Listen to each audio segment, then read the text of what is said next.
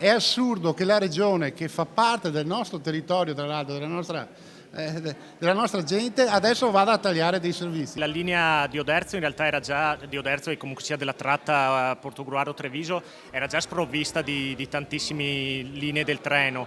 In realtà tagliarne ancora, sembra proprio una barzelletta all'italiana. Dal 15 dicembre non potranno più raggiungere la scuola o il posto di lavoro. È questa la realtà per gli studenti e pendolari che ogni giorno usufruiscono del treno tra Treviso e Portogruaro. 2 fasce d'orario più trafficate che tra meno di 20 giorni saranno cancellate. Dito puntato contro la regione e Trenitalia, che sarebbero i responsabili di una mossa che nessuno comprende. Al loro fianco anche i sindaci del territorio pitergino-mottense per denunciare pubblicamente la questione. Mai mi sarei pensato che si togliesse le due corse più importanti della giornata. Abbiamo rivendicato il nostro ruolo di sindaci, gli unici interlocutori vicini al cittadino al momento attuale, stante l'attuale assetto dello Stato. Un servizio che ha un diritto, e pensare che i cittadini erano stati rassicurati più volte in vista nessun ridimensionamento, anzi un potenziamento. Ora la rabbia degli utenti è nero su bianco. Pensiamo di arrivare intorno alle 750-800 firme, non capiamo perché cosa ci stia dietro